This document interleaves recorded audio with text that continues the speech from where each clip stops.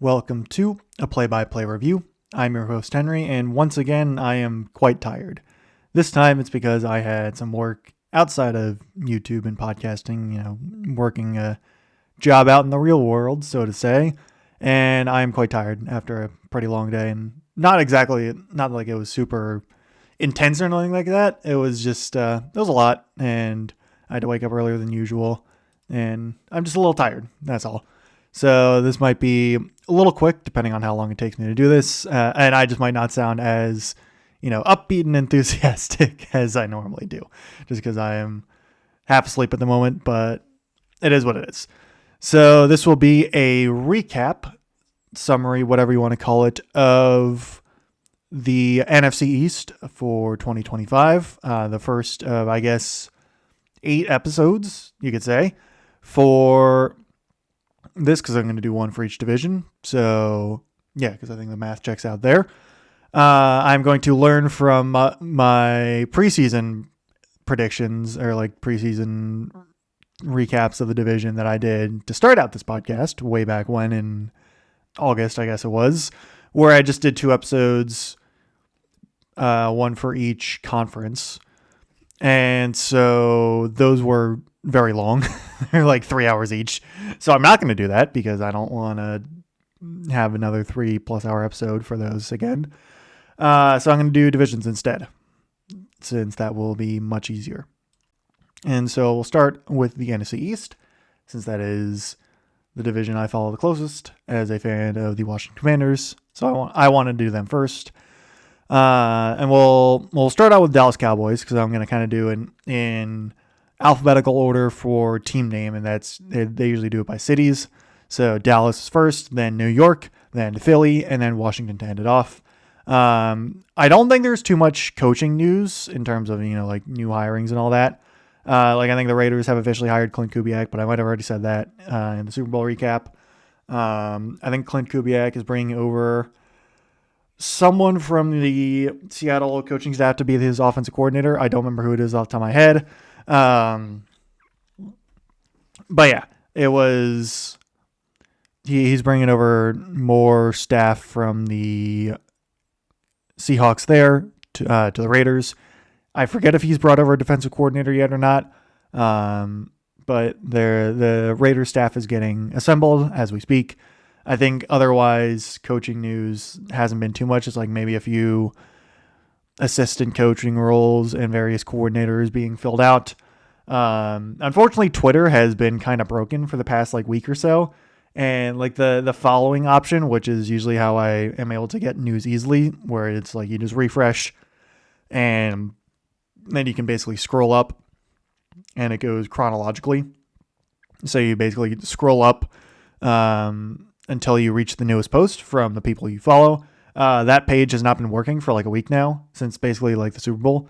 And it is very frustrating because it makes like actually keeping up with who I want to follow, who is not much, a little annoying, because it's just all over the place. And sometimes it's like, it just makes me follow people that I don't even follow. Like I've just randomly started following like a couple of accounts that have nothing, like I've never seen before. It's a little frustrating. But anyway, rant over about that. That just means that my ability to easily get news is not quite as easy anymore, but I don't think there hasn't really been anything too major in the football world in terms of like current news. I did see that Robert Woods, a longtime wide receiver, has signed a 1-day contract with the Rams to retire. He was most recently on the Titans, I believe. No, he's actually on the Steelers practice squad. So he was drafted by the Bills back in 2013 in the second round. I knew that. I knew he was drafted by the Bills, but he spent the best years of his career in Los Angeles, because he got signed by Sean McVay back when Sean McVay took over in 2017. And it was really 2018 when it was like him, Cooper Kupp, and Brandon Cooks, and then also Todd Gurley on the rushing attack. And then I think Tyler Higbee, it might have been Gerald Everett actually, with Jared Goff as the quarterback. That 2018 Rams squad was very fun to watch. I'm very sad that Todd Gurley's knee has deteriorated so much in the basically 2018 postseason. After that, his knee just fell apart, and we never got to see that kind of Ram squad again, because that was a very fun Ram squad to watch. So Woods, who was on, so actually I had completely wrong. He was on Tennessee in 2022. I remembered that. But he's actually on Houston for 2023 and 2024, and I guess he never played a regular season game in 2025. And yeah, so Robert Woods has retired. Another guy from the mid 2010s who, lit it up occasionally here and there. He was always a fun fantasy pick to usually you could pick him up on waivers. And yeah, but anyway, back to the Cowboys. So we'll start with the Cowboys, and basically how I'm going to do this is I'm going to go through as best as I can the major moves in the offseason leading into the season, including the draft, any coaching changes and whatnot. Then kind of go briefly through the season, read out what happened game by game, throw in any anecdotes that I can remember, and then kind of give an update on where they are at the moment. Hopefully this shouldn't take too long since it's only going through 4 teams. And yeah, so we'll get started with the Dallas Cowboys. So the Cowboys enter the season having parted ways with head coach Mike McCarthy. They elevated Brian Schottenheimer, who I believe was the offensive coordinator. Yes, he was the offensive coordinator from 2023 to 2024. They elevated him to head coach. They also brought in former Bears head coach Matt Eberflus as defensive coordinator, which I remember I didn't like either of these coaching moves, if I'm being honest. I think you could probably go back to my NFC preview back in August, and I'd probably say something very similar. I just thought the Schottenheimer hire was very underwhelming, and I was not a huge fan of the Eberflus hire because he was terrible in Chicago, so I'm not really sure why Dallas thought to hire him. And yeah, so that was a little confusing there. The offseason in terms of player movements was huge for the Cowboys. They lost longtime starting guard Zach Martin to retirement. He had been their 2013 first round pick and had played, or 2014, my apologies, 2014 first round pick, and he had played his entire career, 2014 to 2024 for the Cowboys. Was surefire Hall of Fame. I'd be shocked if he doesn't. Well, he's getting in the Hall of Fame. There's a good chance he's a first ballot Hall of Famer because he is. Looking at his stats alone, 7-time All-Pro, first team All-Pro, 2-time second team All-Pro, and basically the 2 years he didn't make first team. And I guess he didn't make it in 2024, but still, he's first team All-Pro in 2014, second team All-Pro in 2015. In 2017, and then first team All-Pro 2014, 2016, 2018, 2019, and then 2021 through 2023. So he missed it in 2020, missed it in 2024. I feel like he might have gotten injured in 2020, but I don't remember exactly. But that was not a good year for the Cowboys as a whole. He was really, really good. Says huge void missed there for the Cowboys. They also lost longtime defensive end DeMarcus Lawrence, who was their second round pick in 2014. So that 2014 draft, pretty good for the Cowboys. DeMarcus Lawrence left for the Seattle Seahawks, and he actually wound up winning a Super Bowl with the Seahawks. There was a comment that got Cowboys fans pretty angry, where I think it was during training camp or preseason essentially, where DeMarcus Lawrence was giving an interview with Seahawks, essentially. He was in Seahawks camp, and he was talking about I love the Cowboys. I had time there, but I was never going to win a Super Bowl there, and I'm looking to win a Super Bowl here. And of course, he winds up winning a Super Bowl first year in Seattle, first year out of Dallas. So, sorry about that, Cowboys fans, but I'm not actually sorry because I don't like the Cowboys. But anyway, that was pretty funny, not going to lie. In terms of free agency, the Cowboys seemed to be quite insistent for some reason, at least on the defensive side of the ball, at just assembling a defense full of former first-round busts, essentially. They brought back Dante Fowler, who was not really not really a first-round bust, but he is certainly a bit of an underwhelming first-round pick. He's Fowler was, I'm pretty sure, a fourth overall pick by the Jaguars. I want to say back in 2015 or 2016. Fowler had been with the team in 2023. I don't know if it was also 2022, but he was there in 2023 Went to the Commanders in 2024. Had a pretty solid season in Washington, but went back to the Cowboys in 2025. They also signed Peyton Turner, former Saints first-round pick, who was terrible. At least I'm pretty sure Peyton Turner was the Saints. I might be confusing with a Jaguars player, but I'm 99% sure Peyton Turner was... Yeah, he was from the Saints. They brought in Solomon Thomas, defensive tackle, who was a 49ers first-round pick. Bust there. I believe he was a 2018 first-round pick, if I'm remembering correctly. They also brought in Kenneth Murray, former Chargers linebacker, who was a first-round pick in 2020, who was terrible. And they brought in Kyer Elam, former Bills first-round pick at corner, who in 2021, I want to say, who was also terrible. So it was like, just bringing in a full list of first-round busts and mid-picks, essentially, on the defense, which not really sure why they thought that was the solution, but okay.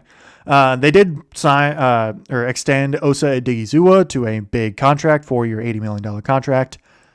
He's been one of their stalwarts on the defense for a couple years now, so deserved there for Odighizuwa. Then on the offensive side of the ball, they brought in Miles Sanders and Javonte Williams in the running back room to try and bolster a running back room that was terrible. I remember saying that I was very underwhelmed with these signings because Miles Sanders has been incredibly mid at best for years now, and Javonte Williams, while he'd certainly shown flashes in Denver, had been very injured and very underwhelming the past couple of years. One of those guys would completely prove me wrong here, and I'll get to that in just a sec. But yeah, no, I was not exactly whelmed at all by this Cowboys running back room. I don't think really anyone was, to be honest, going into this. The wide receiver room, on the other hand, got a lot better as they traded for Pittsburgh wide receiver George Pickens. And this one I certainly liked. I'm pretty sure I liked at the time. I don't think I was along with many others, were expecting George Pickens to be amazing, but I think everyone was expecting him to be provide a pretty solid complement to CeeDee Lamb, provided Pickens didn't crash out. And to be fair, he didn't crash out really this season, and he did pretty good, not gonna lie. But again, I'll get to the stats in just a moment. We'll head to the draft.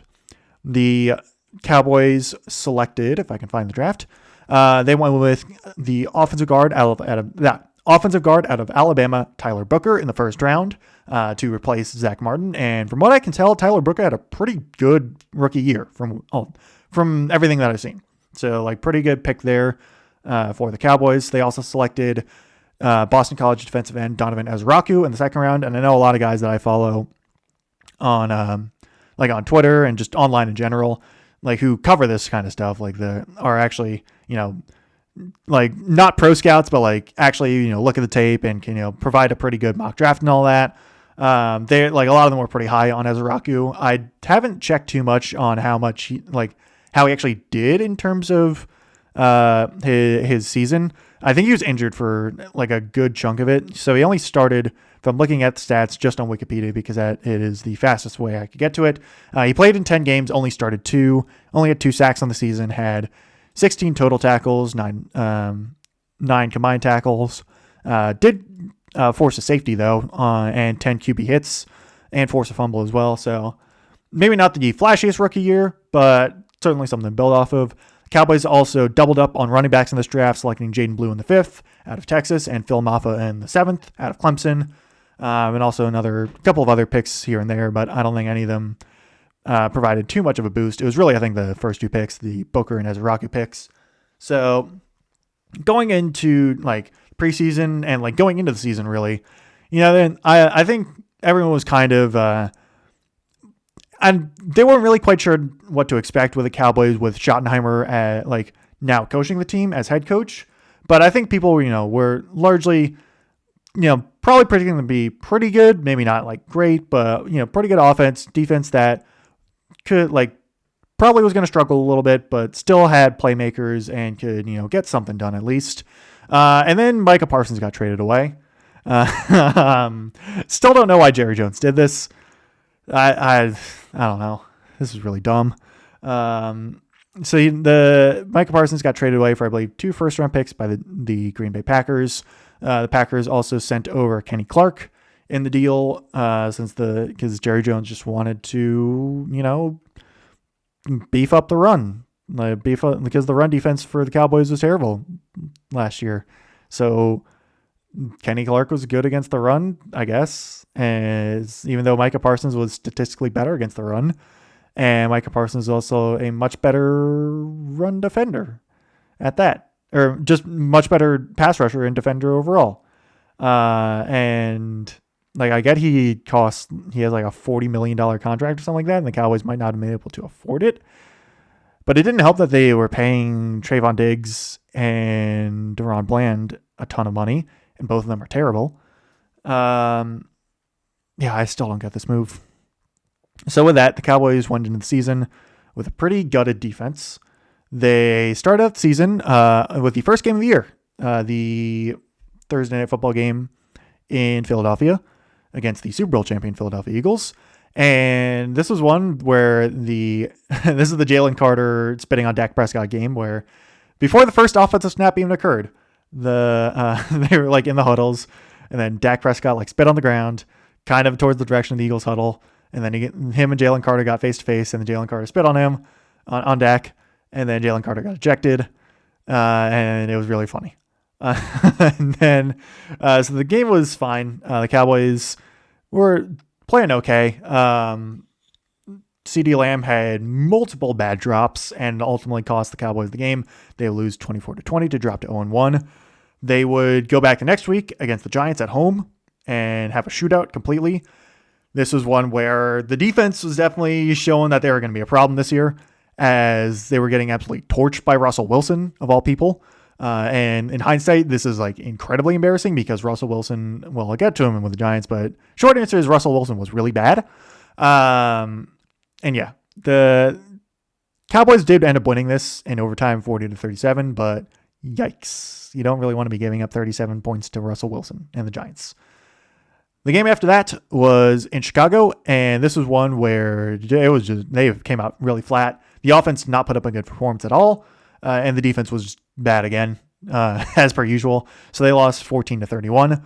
Week 4 was home against the Green Bay Packers and a suddenly returning Micah Parsons.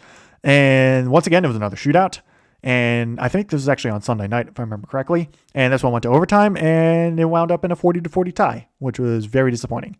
And this is one where it went till I think this one was there's a rain delay during this game. No, I was thinking of the first game of the season, the one against Philly. That had a rain delay to it. It's been a minute since I've thought about these games.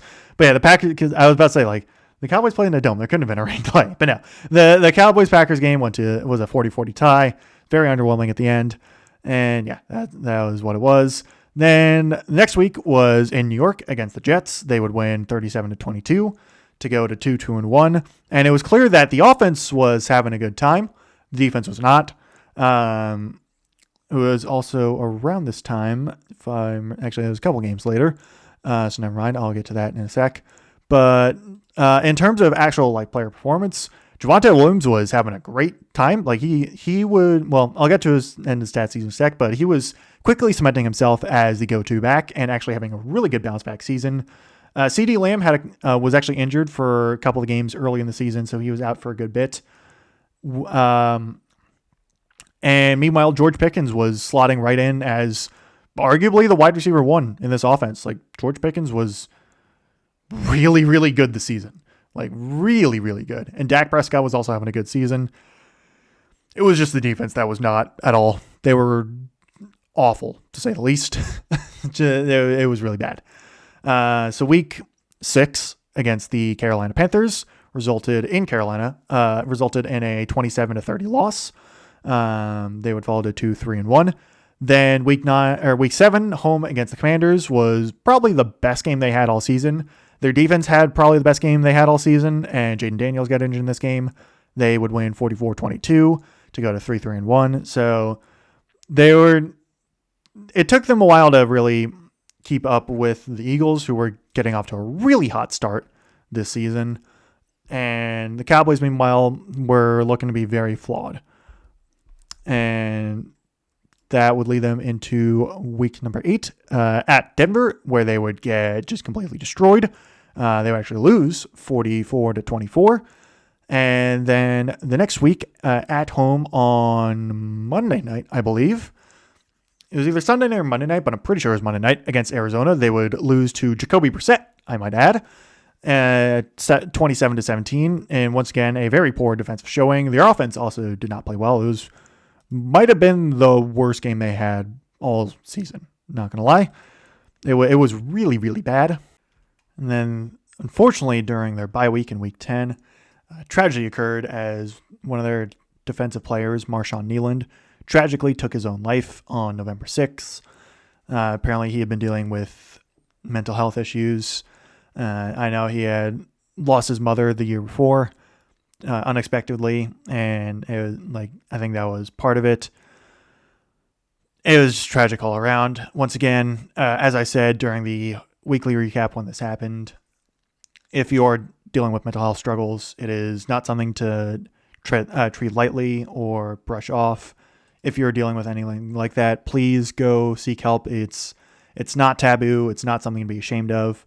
We don't want the worst case scenario to happen, because no matter what you think, if you are thinking stuff like that, there is someone out there that wants you to stick around and just to live. So please, if you are struggling with mental health, do just find something or someone to alleviate that.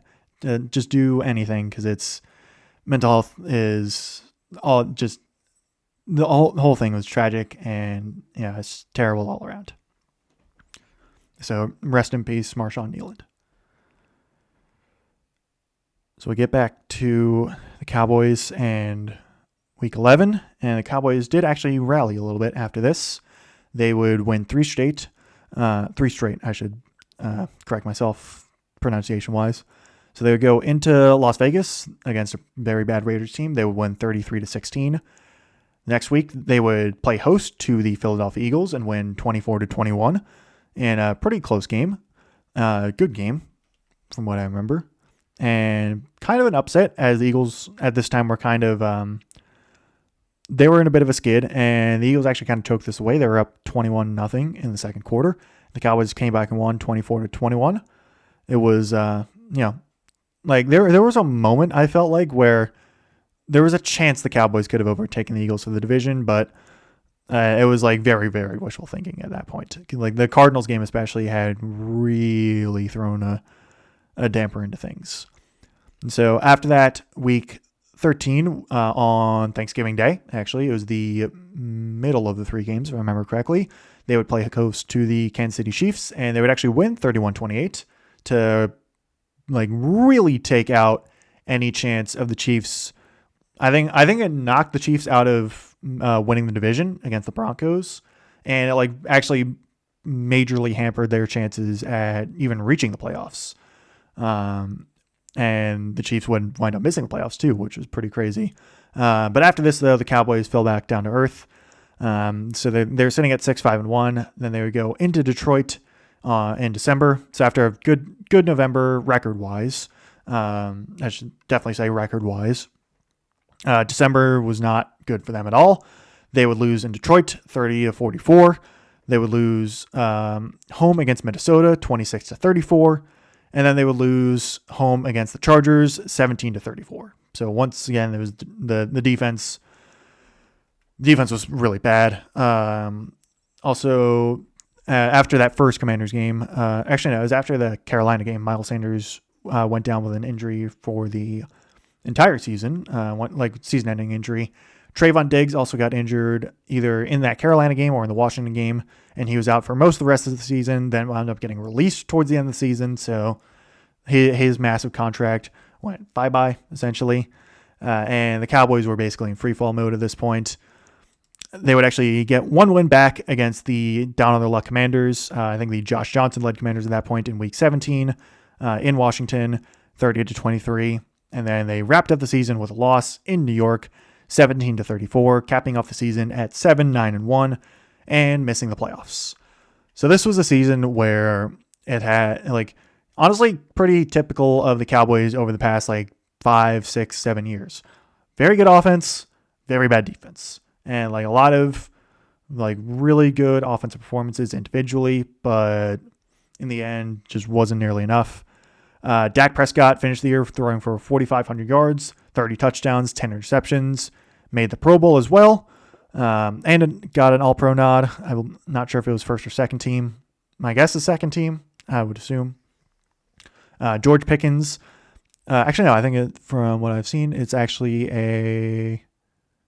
Oh, no, that's AP Comeback Player of the Year. Never mind. Not an All-Pro, so never mind. My apologies there. So Prescott did make the Pro Bowl. There's actually a ton of players on the Cowboys team that made the Pro Bowl, but it was, so let's see, if I go to this plot, Brandon Aubrey, CeeDee Lamb, George Pickens, Dak Prescott, Tyler Smith, Quinnen Williams, who they traded for at the trade deadline from the Jets because for some reason Jerry Jones decided to buy at the deadline. I forgot to mention that. Like including trading away a first-round pick. To be fair, Quinnen Williams actually played pretty well at the for the Cowboys, but I don't know why. I don't know why decided to buy at the deadline with like that much. And then also Jake Ferguson, Kevontae Turpin made the Pro Bowl, and then Brandon Aubrey, George Pickens, and Kevontae Turpin were all second-team All-Pro. Turpin specifically made both the Pro Bowl and the All-Pro list as a return specialist. And so if I go back to, where was I? I was on the closing summaries. Pro Bowls, and then, individual stats. That's what it was. George Pickens finished the year playing basically every game. Had 1,400 reception yards, 9 touchdowns. CeeDee Lamb had just over 1,000 receiving yards, and 3 touchdowns, having missed about 4 games, I believe, like 3.5 essentially. And then in terms of rushing, it was Javonte Williams who actually finished the season with just over 1,200 yards rushing. So he had a really good bounce back year. My guess is the Cowboys try and keep him around because they obviously signed him to only a 1-year deal, but it was like good on Javonte Williams. Even if he's on the Cowboys, good on him. It was a very impressive bounce back season. He also rushed for 11 touchdowns. All around, like the offense was really good. Defense, just not at all. Jadeveon Clowney led the team with 8.5 sacks. Quinnen Williams actually had a pair of sacks. He was like actually kind of a decent pass rusher, all things considered. It was just, no, it was really bad. I think Deron Bland was dealing with an injury early on in the season and just was not good outside of that. Kenneth Murray was their starting linebacker, and he was terrible. They had like no safety play. They had no pass rush. The run defense was okay, but in terms of like overall ranks, this team ranked 32nd in terms of points scored for the defense. Their offense was 7th in points scored. In terms of yards, the offense was actually 2nd. Defense was 30th. Turnovers, the offense was 17th. Defense was 30th. It was like basically the offense was really good in most categories, and the defense was bad to like legitimately the worst in football in most. Like this defense was like historically bad in terms of some categories. It was really, really bad. And so it predictably led to the firing of defensive coordinator Matt Eberflus. I have no idea why they brought him in to begin with, but yeah. So they have since brought in Eagles passing game and secondary coordinator Christian Parker to replace him. So even if Christian Parker is just okay, it's already a massive upgrade over Eberflus. Though my guess is the Cowboys will need to look for a lot of pieces in the offseason on the defensive side of the ball, mainly cornerback, safety, and defensive end. And also, I guess, linebacker as well. Really just defensive tackle is like the only spot that they're pretty good at the moment. And even then, there's like a couple guys at edge that are like they can develop. Like, again, Osa Digizua and I think like also DeMarvion Overshown if he ever comes back from injury. And then Donovan Azaraco as well. So it's like they have some pieces here and there. but they need some more. They need more linebackers. They need a better just secondary overall. But I think that kind of does it for the Cowboys. I don't think I'm missing anything because outside of the Eberflus and Christian Parker move, there wasn't really much in terms of coaching, and free agency wise, it obviously has not happened yet. So we'll see how that goes. We'll see if they keep George Pickens around. My guess is they could franchise tag him because I would assume Jerry Jones would want to keep George Pickens around for the offense because he played really, really well. But we shall see. So we move on to the New York Giants, who were coming off a pretty bad year in 2024. Luckily, they had they didn't have 2 first-round picks. They would eventually have 2 first-round picks, but not at the start of the season. They traded back up in the first round, but I'll get to that in a sec.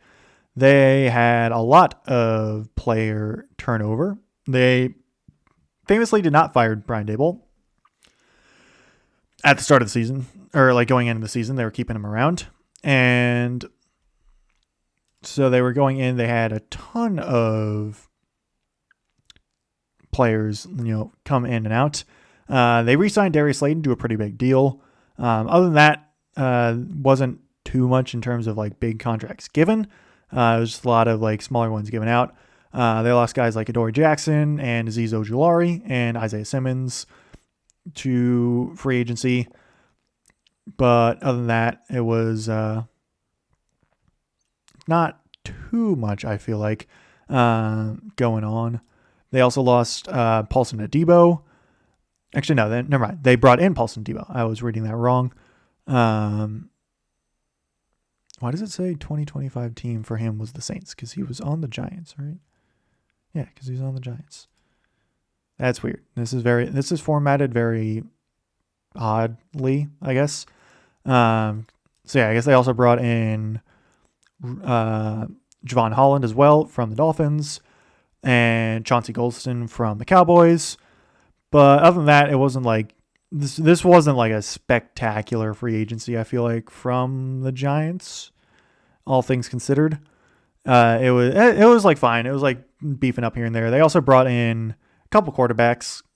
Russell Wilson on a 1-year deal to kind of be a bridge quarterback. Jameis Winston on a 2-year deal, actually, to kind of be a bridge backup quarterback as well, since the quarterback position was very much up and open since they got rid of Daniel Jones last year.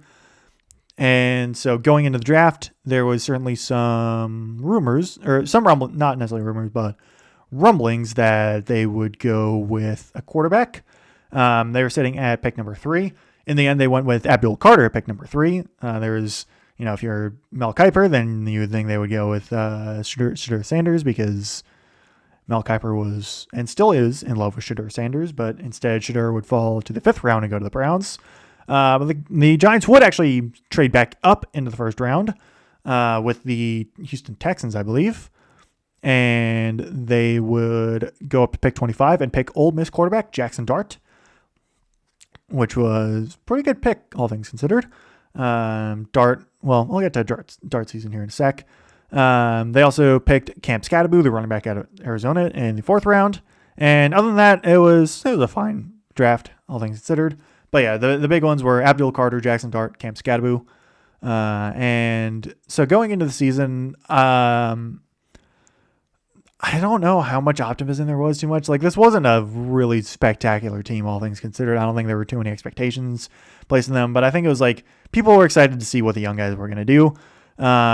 So Russell Wilson got the start in week 1 at Washington, and he had a terrible game. The offense as a whole had a terrible game. The defense was fine, but they would lose 21-6. The week after that, Russell Wilson actually had a pretty good game, as actually covered just recently with the Cowboys. They would wind up losing that in overtime, 40-37. Then in week 3, it was once again Russell Wilson. I'm pretty sure he was still playing in this game, and it was against the Chiefs at home, and they lost 22-9. Then after that, I believe they brought in Jackson Dart. Let me double check, but I'm pretty sure this was the game where they brought Jackson Dart in. And it was, they brought him in against the Chargers, who had at that point gone 3-0 against all 3 of their division opponents. They won against Kansas City in week 1 in Brazil, and then Denver and Las Vegas after that. I forget if it was which one was which after that, but yeah. So the Chargers were 3-0, and the Giants were 0-3, and the Giants won 21-18. And this is like Jackson Dart showed up and actually played pretty well. Same with Cam Scadaboo, but unfortunately during this game, the MetLife turf monster and just the terrible field that it is claimed another victim.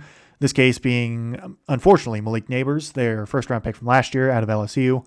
Malik Neighbors went down with a torn ACL. It's terrible. This one, I say MetLife and all that, but it was like Neighbors had been like jumping for a ball on a pass and like came down kind of awkwardly on his leg. So it's like, it is very unfortunate injury there. So he missed Neighbors would miss the rest of the season. Then after that, they would go into New Orleans and lose 26-14. Then, though, against Philly on a Thursday night, if I remember correctly, in Philly, at home, never mind, I should say. This is the best game the Giants played all season. They would win 34-17 in a game they just completely dominated. This was one, like, if I remember correctly, the Eagles started off, ran the ball with Saquon a couple times to start, and it was good, and then they completely flamed out after that because Kevin Patullo is an idiot. I'll get to him in just a sec when I get to the Eagles. But yeah, then the Giants rushing attack especially was taking over. Jackson Dart had a very good game, and they would win 34-17. And then kind of after that, it was really just all downhill from there. The Giants would give up, I forget if it was 30 or 33 points. I think it was 33 points. It was 33 points. They would go into Denver. They would go up by a lot. I don't remember if it was 32 points as a whole or if they scored after Denver started scoring the fourth quarter, but they gave up 33 points in one quarter to the Broncos in the fourth. They lost that game. So they fell to 2-5. It was really bad. Then the next week they would go into Philly, and Philly would avenge their loss from 2 weeks prior. The Giants would lose 38-20. Cam Scadaboo also went down with a season-ending ankle injury. It was very unfortunate. He just got twisted on a tackle and fell awkwardly, fell down on his ankle awkwardly. It was really bad, unfortunately. Really bad to watch. So unfortunate there because Scadaboo was having a nice start of the season, all things considered. And unfortunately he went down after that. Then the week after that against the 49ers, they would lose 24-34. Then the week after that, they would go into Chicago and lose 24-20. And after that, which also included another blown lead. Thank you, Shane Bowen, for that. Shane Bowen was the defensive coordinator, and he was terrible at his job. Jackson Dart also went down with a concussion during this game. Dart had dealt with concussions multiple times this season. He would be injured a lot this season. Dart had a good, solid season overall, but he also dealt with injuries multiple times. And then after this Chicago game, they would fire Brian Dable. Not sure why they didn't fire Shane Bowen after this, but they did. They fired Dable. Let's see. Did I go over the Detroit game? No, that's later, I think. Right? Did I miss the Detroit game? I just want to highlight the Jameis Winston play. Okay, no, I didn't miss it. That's later. So after that, with Mike Kafka, I believe, was the interim head coach. Yeah, Mike Kafka. He would finish he would be the interim head coach. The Giants would go then host Green Bay and lose 27-20. And this is also with Jameis Winston starting because they didn't want to start Russell Wilson because he was terrible. And Winston was better than Russell Wilson, probably worse than Jackson Dart. And yeah, it was over for the Giants by this point easily. They would go into Detroit the next week in week 12. Their bye week was, when was it? It was actually week 14, so I haven't gotten there yet. They would go into Detroit in week 12 and actually play a pretty solid game overall. They would lose 27-34, but this is also one where Jameis Winston had the insane play where it was on a reverse pass back to him and he mossed the linebacker and then stiffed arm him going in the end zone. It was really cool. But in the end, the Giants defense was not having a good time. Abdul Carter had a really slow start to the season. He had some immaturity issues as well, where he got a soft benching for a bit here and there, but later on down the line, he actually had a pretty solid stretch. But overall, it was like a kind of an underwhelming season from the third overall pick, but there's definitely stuff to build on. We'll see if like he can keep building on that sort of end of season stretch. Week 13 was in New England against the Patriots, and the Giants got absolutely destroyed, 33-15. Jackson Dart returned, and it was not good. It was not good at all. Week 15 against the Commanders saw the beleaguered Commanders pull off the win. Marcus Mariota was leading the team at this point. Jackson Dart did not play a very good game, all things considered. Probably one of his worst games of the season. Not like the worst, but like not a very great game on his part. The Giants would lose 29-21. Then the week after in Minnesota, at home against Minnesota, I should say, the Giants basically just ran the ball the entire time, like never bothered to throw it. They would lose 16-13. At this point, they're kind of just tanking. And then, of course, because they started tanking, week 17 against the Raiders, who, like, this is one where it's like if the Giants lost, they would have secured the first round pick.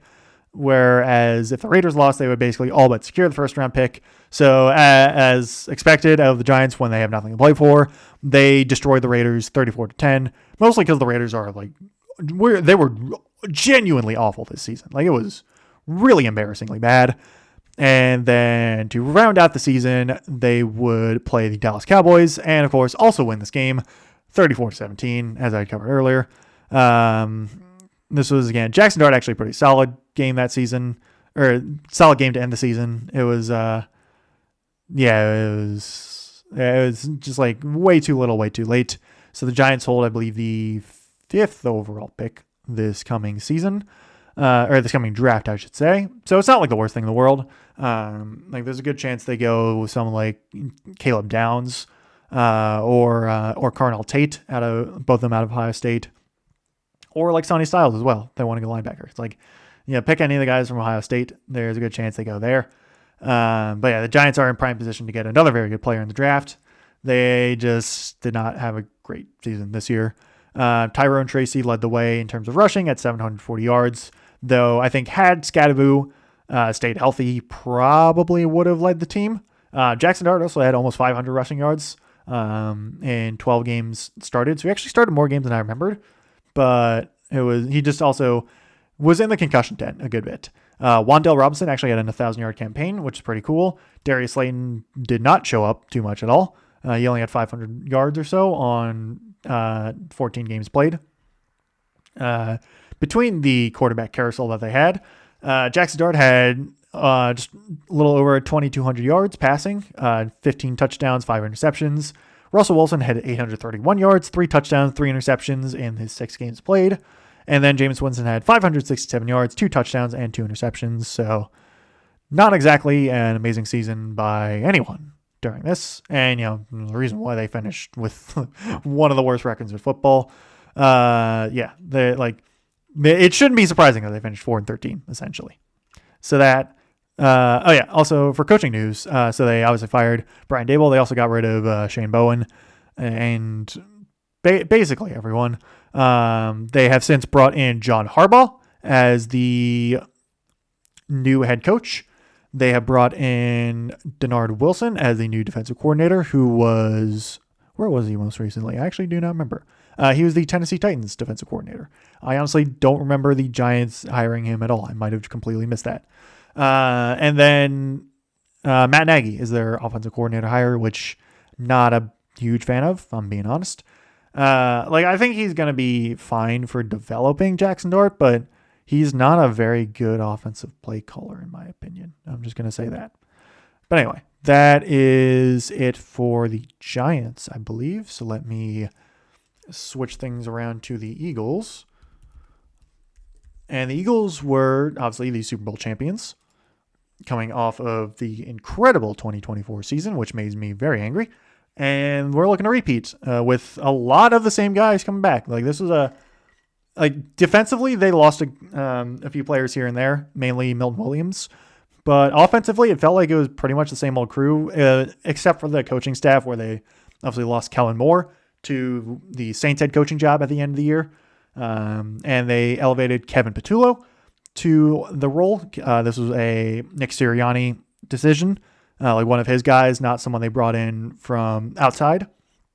And, well, the short answer is Kevin Patullo was one of the worst offensive coordinators in arguably NFL history. He was no idea how he got the job. He was awful. Made me very happy to see, but yeah, it was not good. But we'll get to the actual season in just a moment, as I kind of switch tabs around. And for the offseason, though, it didn't feel like the Eagles had made too many huge splashes. I feel like, obviously, again, losing Milton Williams to free agency was very big. I believe they also re-signed Saquon Barkley to a big contract extension this offseason, if I remember correctly. It might have also been during the season. That might have been it too. They did re-sign Zach Bond to a big contract in the offseason. They lost Mekhi Becton to the Chargers on the offensive line. And then obviously Milton Williams, the big one. They also lost Josh Sweat to the Cardinals. So they lost a good bit on defense. That is something that did happen. They didn't sign, I feel like, too many big free agent deals though. There wasn't anything too big. Okay, so it was during the offseason, March 4th, 2 years, $41 million. That's what it was. They also extended Cam Jurgens in April, and that was well deserved because Cam Jurgens is a very good player. They traded around a couple guys here and there in the offseason. Kenyon Green they brought in from the Texans, and then cut him almost immediately after because he was terrible. They also brought in Dorian Thompson-Robinson for a hot second, and they swapped Kenny Pickett and a fifth round. They gave away a fifth round pick and DTR, or no, they got a fifth round pick and DTR for Kenny Pickett. Browns didn't really do anything with Kenny Pickett either. They also gave away CJ Gardner-Johnson in the Kenyon Green trade. They also traded away Bryce Huff, who was a terrible signing by Howie Roseman. For all the good Howie Roseman's done in the past couple of years, Bryce Huff was not one of them. He was a big signing to replace, I believe it was the Hassan Reddick replacement a few years back, and it was not good at all. It was surprising just how bad Bryce Huff was with the Eagles. And so in terms of, I believe that was everything in terms of big deals for the Eagles. Draft wise, they were picking very late. Obviously they were picking 32nd because they won the Super Bowl. They actually wound up trading one spot. They swapped picks with the Chiefs, moving up one to select Alabama linebacker Jihad Campbell, who had, from what I saw, a pretty decent rookie year. He got off to a pretty hot start, then kind of fell off a little bit. It was he was basically filling in for, I believe, Nolan Smith, who was starting off the season injured. And once Nolan Smith came back, Campbell just didn't play as much. And so, moving forward, we'll probably see him play more. I actually don't know if Nolan Smith is still under contract with the Eagles or not, but they're from what I've seen, Campbell is looking already to be a pretty solid starting linebacker, but he hasn't quite shown the upside to be a superstar yet. But it's obviously rookie year; he hasn't shown too much, so there's still very much we'll see. Second round, they picked Texas safety Andrew Makuba, who had definitely showed some flashes, but also I remember had some pretty bad plays here and there as well. So we'll see how that goes from there. And then other than that, I don't think there are too many rookies contributing to the Eagles this year for them. And then going into the season, the Eagles were obviously played host to the Dallas Cowboys in week 1 on Thursday night. I'm just reading through a couple trades. They also traded for running back Tank Bigsby after week 2 with Jaguars, sending away a couple late round picks. Then they made a couple of moves at the trade deadline. I'll get to that in a second. But yeah, so the week 1 against the Cowboys was a win. That was the Jalen Carter Specgate thing. They won that game though. Week 2 against the Kansas Chiefs was another close one. They win 20-17. The offense was still, it was definitely showing a couple signs here and there of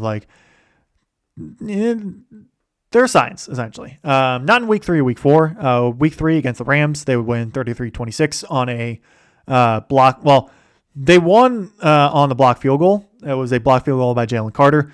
He then ran it back for a touchdown to like really cement the lead. But it was, I think they were up 27-26 at that point. And so like the final score was a bit more inflated than it was. It was like the Rams with their awful special teams unit were trying to kick a field goal to win. They obviously got it blocked and lost. So it was a good game there for the Eagles at home. Even if there was a very, very flashy play at the end to get them the win. Then week 4 against the Buccaneers, in Tampa, they won 31-25. So Eagles got off to a 4-0 start. And, looked, exactly like the Eagles were expecting. Like the defense is taking a little bit of step back. The offense, especially on the offensive line, was struggling a lot more with various injuries. Mostly Saquon Barkley was taking a big step back in terms of production. And the passing offense was struggling a little bit. But overall, they're getting the job done. Then week 5, they played home against Denver, and those offensive struggles really started to creep up. I mean, again, it was against very good defense in Denver, though they would lose 21-17. Then they would lose, as I said, with Giants game Thursday night. And that was like a big shocker because that was like on primetime on a national stage, it was the offense like really struggling to get it going. And it was like people started to realize that this Eagles team is not what it was last year. Like this is, especially on the offensive side of the ball, they've taken a step back, especially in the play calling. They would bounce back, though. They would win 28-22 at Minnesota in week 7. And then they would obviously get the win back against New York at home in week 8. Then they had the bye week in week 9, and I believe that was around the trade deadline. So let me go back to the trade deadline trades. They would trade for cornerback Michael Carter and a 7th-round selection for the New York Jets, giving up wide receiver John Mechie and a 2027 6th-round pick. So that one wasn't too big. They also traded away a 2026 6th-round pick. The 2 selections that they gave up in the Jets trade were 2027 picks, I should might add. They traded away a 2026 pick to the Ravens for cornerback Jair Alexander and a 2027 7th-round pick. Jair basically did nothing for the Eagles. I feel like he might have played a game. He might have played 1 game. I think that might have been it. I don't know if he even played in the Packers game in week 10. He was on the team for that, and then Jair Alexander basically just retired after that, or he stepped away from football for personal reasons. Alexander was not the guy he once was at this point. He was having a terrible time in Baltimore, and I actually don't even think he suited up for the Eagles at that point. But not a great trade there. The big trade, though, was former first-round pick at linebacker from the Miami Dolphins in 2021, Jalen Phillips, that the Eagles traded away a 3rd-round pick for. And Jalen Phillips actually had a pretty good time in Philadelphia, all things considered. Like he was making an impact. Like in their first game back after the trade deadline in Green Bay, they won 10-7. Then they beat Detroit the next week at home, 16-9 to go to 8-2. And it was. The Eagles team was a bit flawed, but they were still 8-2 at that point and looking to be, good enough. They were definitely in the driver's seat for the playoffs. Then the wheels started to come off a little bit. They would lose, as I said, in Dallas, 21-24 after blowing a lead there. Then they would lose against Chicago. I believe that was on Black Friday. They would just get completely destroyed on the ground that game, losing 24-15. And that was also one where the offense was just not having a good day at all. Then the week after that, they would lose in overtime against the Chargers, 22-19, in a game that I honestly forget exists. I'm looking at the score and I'm like, that happened? When did they go to overtime? I do not remember that game happening at all. It was like, I'm actually having to look up what happened. I got enough in that game. That has completely escaped my memory.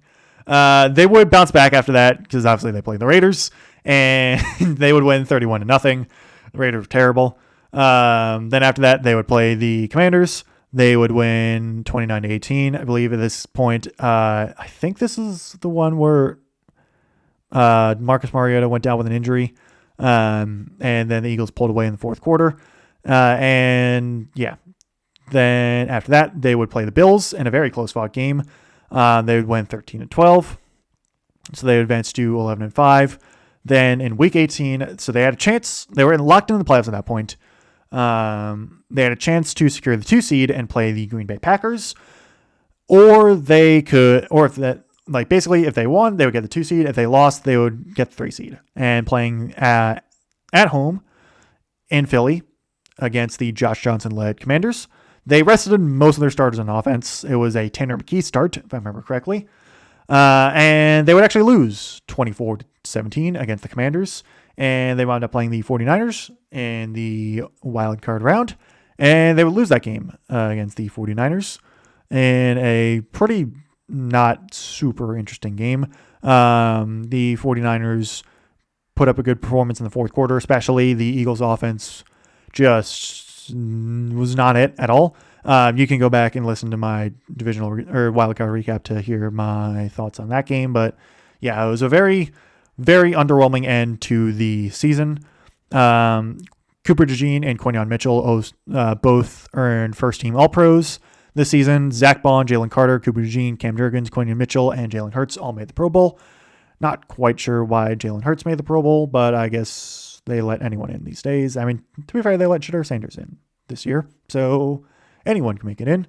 And that's kind of hating on the Eagles as a whole, but I mean, Jalen Hurts had a solid season, but I don't know. That's mostly me just being a hater for fun. But yeah, so the Eagles would lose in the wild card round quite pathetically, I will say, which certainly made me happy. Very, very happy. So Jalen Hurts would have 3,200 yards passing, 25 touchdowns, 6 interceptions. Obviously make the Pro Bowl. He also ran the ball, if I can find it. He had 421 yards, had 8 rushing touchdowns. Saquon had 1,100 yards, 7 touchdowns, so a major step back from his 2,000-yard campaign the year prior. In terms of passing, Devontae Smith and A.J. Brown both just barely eclipsed 1,000 yards. Devontae Smith had 1,008. A.J. Brown had 1,003. A.J. Brown had 7 touchdown catches. Devontae Smith had 4 touchdown catches. It was actually Dallas Goedert who had the most touchdown catches. At 11, he only had 591 yards. He's also a free agent at the end of this year. Good chance the Eagles don't bring him back because he's getting up there in age and they probably want to look younger. And yeah, it was just a very underwhelming offensive performance this season. Kevin Patullo was just like, he basically, all he would call in terms of running plays was Saquon up the middle, like never anything else.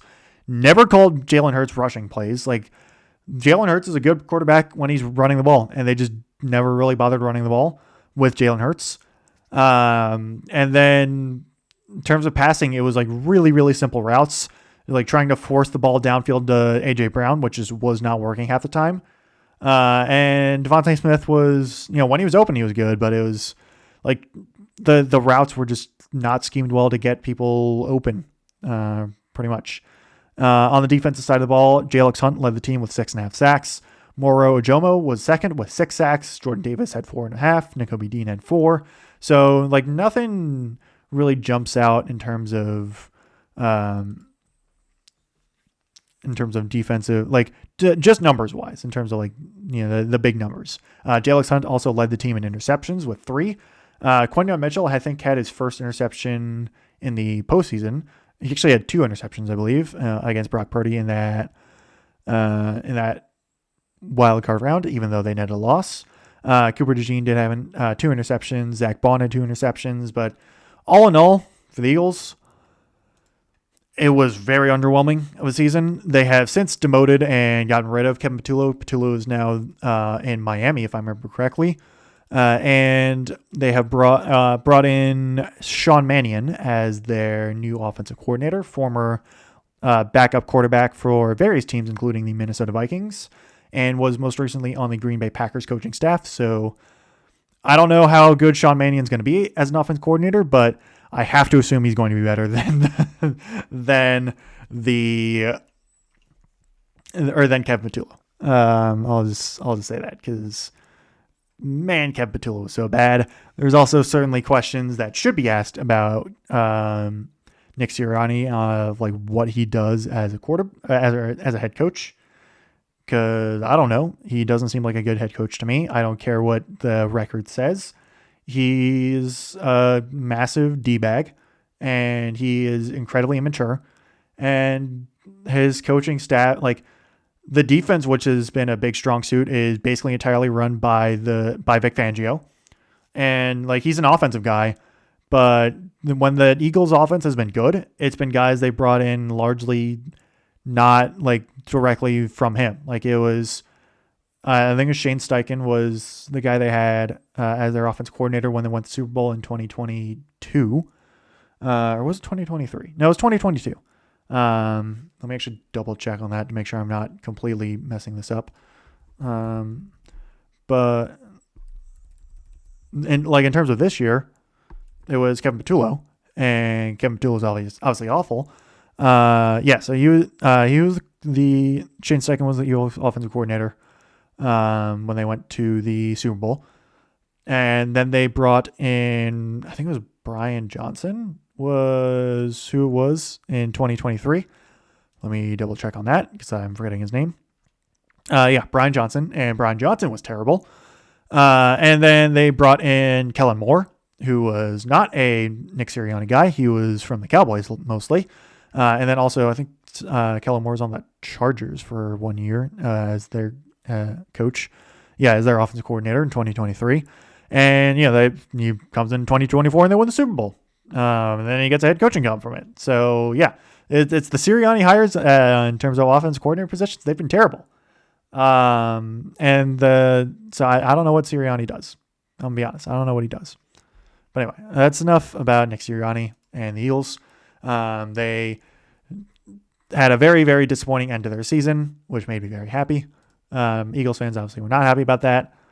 But yeah, that was that for the Eagles. Then we get to the Washington Commanders. And I am so not looking forward to this. This is a terrible season for the Commanders. Obviously, they're coming off of one of the best seasons in franchise history and losing to the Eagles in the NFC Championship round. They would bring in guys like Laramie Tunsil in a trade, which is a very good trade, all things considered. Even if giving up some picks that they could use right now in the 2026 draft. Tunsil was really, really good. They brought in a lot of veterans at defensive end to try and replace the departing replace the departing Dante Fowler. Dorrance Armstrong was still there. They brought back Cleveland Ferrell, but he only played like 4 or 5 games, and I think they released him. Actually, no, they released him before the season started. Now I remember correctly. But they brought in Jacob Martin. They brought in Von Miller. They brought in Dietrich Wise. They also brought in Javon Kinlaw on a big 3-year, $45 million deal to beef up the defensive line in the middle. Not really sure why they gave him that much money, but it is what it is.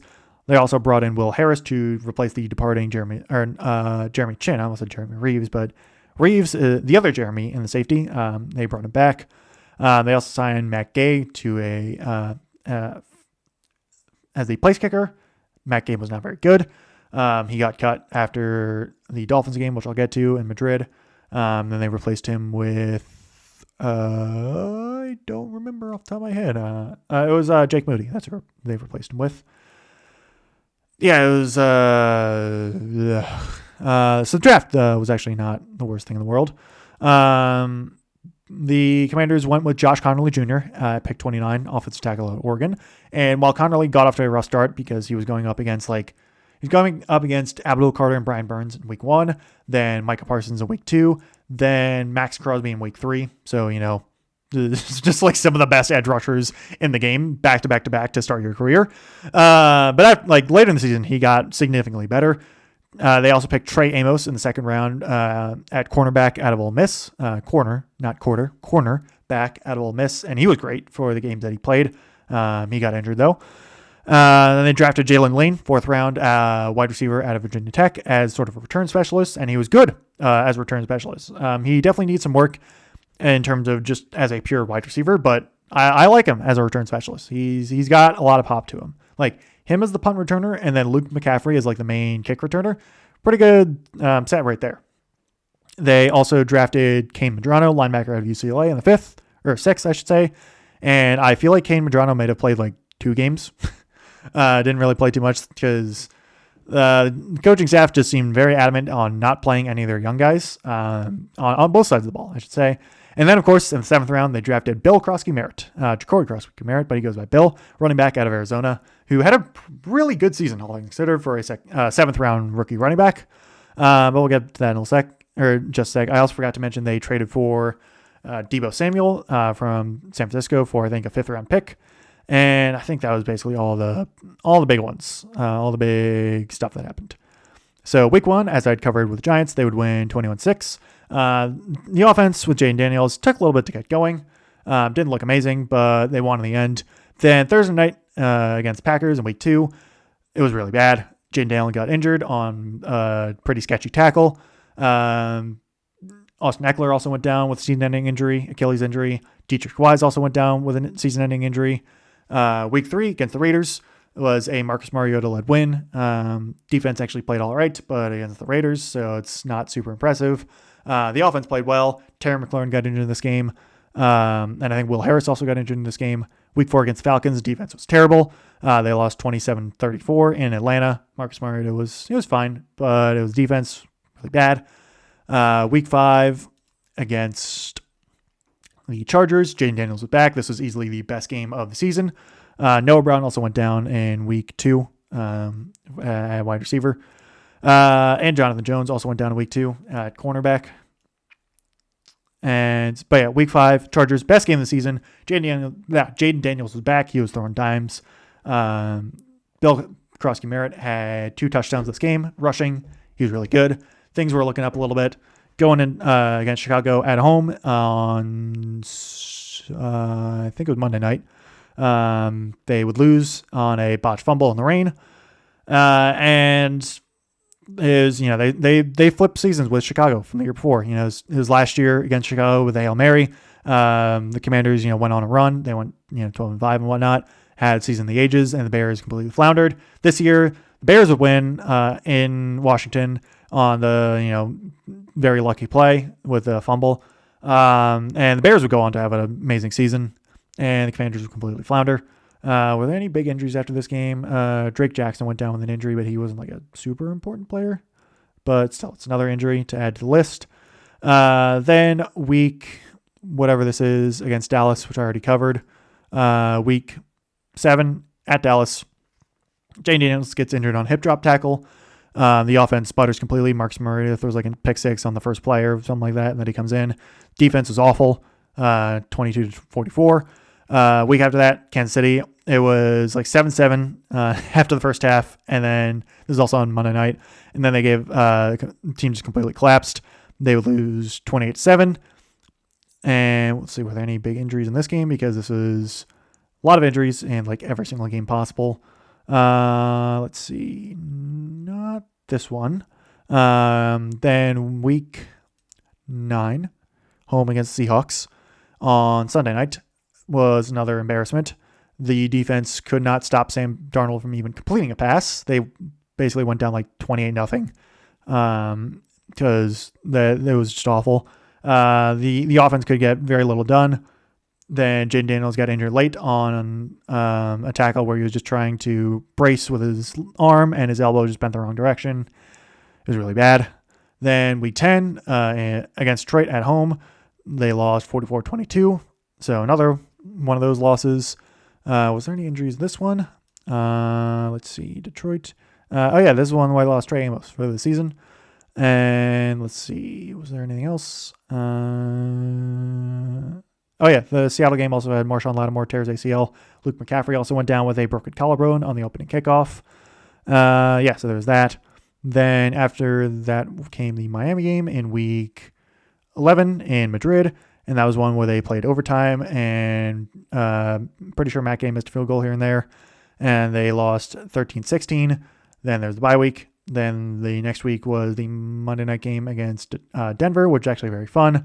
It had the Treylon Burks insane catch, like the OBJ catch essentially, and they lost 26-27 on the Nick Bonito deflected 2-point attempt pass. Were there any injuries in this game? I don't think there were any injuries in this game. We got through a good chunk of the big injuries. Not all of them. I forgot about Javonte Jean-Baptiste, who went down with a season-ending injury against the Atlanta Falcons back in Week 4. After Denver came the game against Minnesota, where Jay Daniels got rushed back. Noah Brown was also back for this game. I think Terry McLaurin was also back. He was back for the Denver game. He was back by that point. Terry McLaurin, he was back for the Kansas City game. Then got injured in that game, so he was out for Seattle, Detroit, Miami. Missed more games this season than he had the entirety of his previous career, which is always, great. Then Minnesota, the team gets shut out. Jane Daniels gets injured again while getting pushed to the ground after throwing a pick six on a screen pass on a 4th and 1. No idea why we're calling a screen pass against Alex Anzalone when it's like his whole thing to intercept screen passes. Also on a 4th and 1, like Cliff Kingsbury, are you stupid? And it got Jane Daniels injured. Also, there was another injury in this game. What was it? Maybe not. I might be thinking of someone a different game. But yeah, no, this was Jane Daniels went down with an injury again. Then against the Giants, this is a win. Though Noah Brown went down with another injury in this game, so did Eddie Goldman and Laramie Tunsil, I believe. And then, where is Laramie Tunsil in this injury report? Because I know I saw him like 2 seconds ago. There he is. Yeah, so he did go down with an injury in this game. Then it was the Philly game, which they lost. Dallas, they lost. And then Philly, they won. Already covered that. So the Commanders would finish 5-12. Really bad. Everything went wrong. So many injuries. Underperformance. They fired Joe Witt, deservedly, because he was terrible. Cliff Kingsbury and the team have parted ways. Kingsbury is now in Los Angeles. The Rams, I should be specific about that. Yeah, it was really bad. Really, really bad. The offseason was not good in the end. Tressway made the Pro Bowl at least. But yeah, it was not good. And to replace the departing coordinators, the Commanders have brought in David Blau. They've actually elevated David Blau to offensive coordinator position, which I like. He's like a very mad scientist type of guy from what I've seen. Former backup quarterback, played for the Detroit Lions mostly for his few years in the league. And then they brought over Durante Jones from the Minnesota Vikings, the sort of protege of Brian Flores. So I'm very excited about that. We'll see how it goes. There's a good chance the Commanders move on from a good number of players, including Marshawn Lattimore, and are able to free up. Voice crack there. Swear I'm almost done. But yeah, there's a good chance they free up a ton of cap space. They also have the 7th overall pick.